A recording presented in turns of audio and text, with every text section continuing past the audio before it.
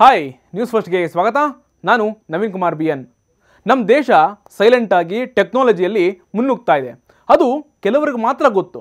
ಭಾರತದಿಂದ ಬೇರೆ ದೇಶಕ್ಕೆ ಹೋಗೋದಕ್ಕೆ ಸಮಸ್ಯೆ ಅಂತ ಹೇಳ್ತಾನೆ ಇರ್ತಾರೆ. ಅಲ್ಲೊಂದು ಸ್ಟಾಪು ಇಲ್ಲೊಂದು ಸ್ಟಾಪು ಅಂತ ತಲೆ ಕೆಡಿಸ್ಕೊಂಡು ಫ್ಲೈಟ್ ಹತ್ತಾರೆ. ಬಟ್ ಇನ್ನು ಮುಂದೆ ಆ ರೀತಿ ಆಗಬಾರ್ದು ಅನ್ನುವಂತಹ ಕಾರಣಕ್ಕೆ ಬೇರೆ ದೇಶಕ್ಕೆ ಹೋಗುವಂತಹ ಟ್ರಾವೆಲರ್ಸ್ಗಳಿಗೆ ಕೇಂದ್ರ ಸರ್ಕಾರ ಗುಡ್ ನ್ಯೂಸ್ ಕೊಟ್ಟಿದೆ.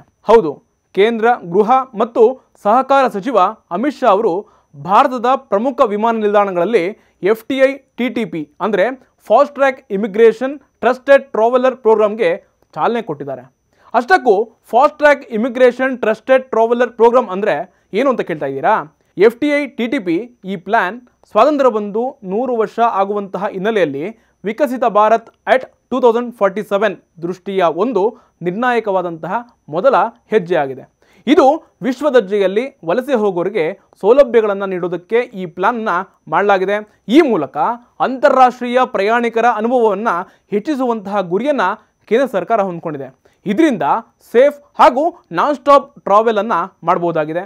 ಇಂಟ್ರೆಸ್ಟಿಂಗ್ ವಿಚಾರ ಅಂತಂದರೆ FTI TTPಯನ್ನು ಅಮಿತ್ ಶಾ ಅವರು 2024 ಜೂನ್ 22ನೇ ತಾರೀಕೆ ನವದೆಹಲಿಯ ಇಂದಿರಾ ಗಾಂಧಿ ಇಂಟರ್ನ್ಯಾಷನಲ್ ಏರ್ಪೋರ್ಟ್ನ ಟರ್ಮಿನಲ್ 3ರಲ್ಲಿ ಭಾರತೀಯ ನಾಗರಿಕರಿಗೆ ಹಾಗೂ OCI ಅಂದರೆ overseas citizen of India card ಹೊಂದಿರೋರಿಗೆ ಫ್ರೀ ಆಫ್ ಕಾಸ್ಟ್ನಲ್ಲಿ ಈಗಾಗಲೇ ಸ್ಥಾಪನೆ ಮಾಡಿದ್ದಾರೆ.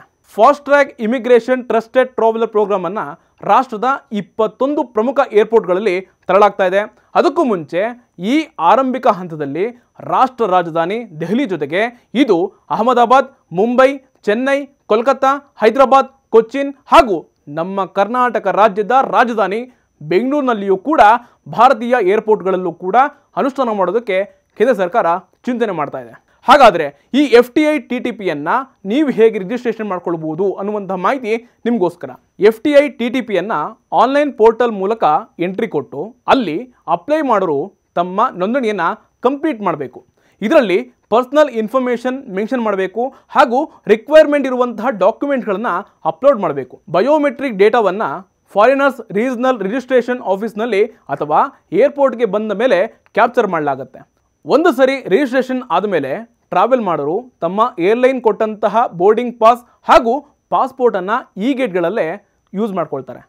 ಎಕ್ಸಿಟ್ ಹಾಗೂ ಎಂಟ್ರಿ ಪ್ಲೇಸ್ಗಳಲ್ಲಿ ಬಯೋಮೆಟ್ರಿಕ್ಗಳನ್ನು ಚೆಕ್ ಮಾಡಲಾಗುತ್ತೆ. ಸಕ್ಸಸ್ಫುಲ್ ಅಥೆಂಟಿಕೇಷನ್ ಆದಮೇಲೆ ಈ ಗೇಟ್ ಆಟೋಮೆಟಿಕ್ ಆಗಿ ಓಪನ್ ಆಗುತ್ತೆ. ಇದರಿಂದ ಟ್ರಾವೆಲ್ ಮಾಡೋರಿಗೆ ಇಮಿಗ್ರೇಷನ್ಗೆ ಪರ್ಮಿಷನ್ ಕೊಟ್ಟಂತಾಗುತ್ತೆ. ರಿಜಿಸ್ಟ್ರೇಷನ್ ಮಾಡುವಂತಹ ಟೈಮ್ನಲ್ಲಿ ಟ್ರಾವೆಲರ್ಸ್ ಬಹಳ ಮುಖ್ಯವಾಗಿ ಕೆಲವೊಂದು ಅಂಶಗಳನ್ನು ನೆನಪಿಟ್ಕೊಂಡಿರಬೇಕು. FTI TTP ಪ್ರೋಗ್ರಾಮ್ಗೆ ಸೈನ್ ಅಪ್ ಮಾಡೋದಕ್ಕೆ ಟ್ರಾವೆಲ್ ಮಾಡೋರು ಅಫಿಷಿಯಲ್ ವೆಬ್ಸೈಟನ್ನು ಓಪನ್ ಮಾಡಿರಬೇಕು. ಅದರಲ್ಲಿ ಕೆಳಗೆ ಮೆನ್ಷನ್ ಮಾಡಿದಂತೆ ಅಗತ್ಯವಿರುವಂತಹ ಎಲ್ಲ ಮಾಹಿತಿಗಳನ್ನು ಕೊಡಬೇಕಾಗತ್ತೆ. ಪಾಸ್ಪೋರ್ಟ್ನಲ್ಲಿರೋ ರೂಲ್ಸ್ ಪ್ರಕಾರ ಪಾಸ್ಪೋರ್ಟ್ ಸೈಜ್ ಫೋಟೋ ಅಪ್ಲೋಡ್ ಮಾಡಬೇಕು. ಈ ಫೋಟೋದಲ್ಲಿ ಅಪ್ಲೈ ಮಾಡೋರ ಮುಖ ಕಿವಿ ಸೇರಿಕೊಂಡು ಫೋಟೋದಲ್ಲಿ 4:3 ಆ್ಯಂಗಲ್ನಲ್ಲಿ ಫೋಟೋ ಇರಬೇಕು. 6 ತಿಂಗಳಿಗಿಂತ ಹಳೆ ಫೋಟೋ ಆಗಿರಬಾರ್ದು. ಫೋಟೋ ಬ್ಯಾಕ್ಗ್ರೌಂಡ್ ಸಿಂಪ್ಲಿ ವೈಟ್ ಆಗಿರಬೇಕು. ಅಟ್ಲೀಸ್ಟ್ 6 ತಿಂಗಳ ಅಕಾರ್ಡಿನೇಷನ್ನ ಪಾಸ್ಪೋರ್ಟ್ ಸ್ಕ್ಯಾನ್ ಮಾಡಿದಂತಹ ಜೆರಾಕ್ಸ್ ಫೋಟೋ ಮತ್ತು ಪ್ರಾಪರ್ ಪರ್ಸನಲ್ ಇನ್ಫಾರ್ಮೇಷನ್ ಇರುವಂತಹ ಫಸ್ಟ್ ಪೇಜ್ ಹಾಗೂ ಕೊನೆ ಪೇಜ್ನಲ್ಲಿ ಫ್ಯಾಮಿಲಿ ಡೀಟೇಲ್ಸನ್ನು ಹಾಕಿರಬೇಕು. OCI ಕಾರ್ಡ್ ಇರೋರು OCI ಕಾರ್ಡ್ನ ಸ್ಕ್ಯಾನ್ ಮಾಡಿದಂತಹ ಜೆರಾಕ್ಸ್ ಫಸ್ಟ್ ಪೇಜ್ನಲ್ಲಿ ಪರ್ಸನಲ್ ಡೀಟೇಲ್ಸ್ ಹಾಗೂ ಕೊನೆ ಪೇಜ್ನಲ್ಲಿ ಫ್ಯಾಮಿಲಿ ಹಾಗೂ ಅಡ್ರೆಸ್ಗಳನ್ನು ಸಪ್ರೇಟ್ ಆಗಿ ಕೊಡಬೇಕು. ದೇಶದಿಂದ ದೇಶಕ್ಕೆ ವಲಸೆ ಹೋಗುವಂತಹ ಫ್ಲೈಟ್ ಟ್ರಾವೆಲರ್ಗಳಿಗೆ ಈ ಮಾಹಿತಿ ಯೂಸ್ ಆಗ್ಬೋದು.